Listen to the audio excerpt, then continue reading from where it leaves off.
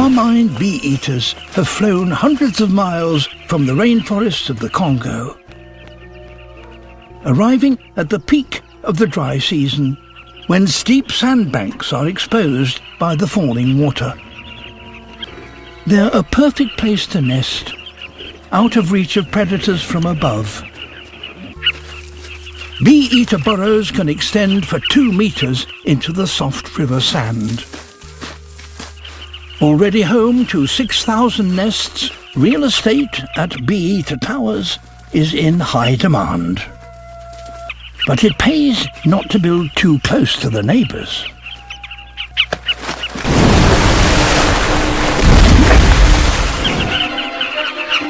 In the sudden commotion, they're vulnerable from below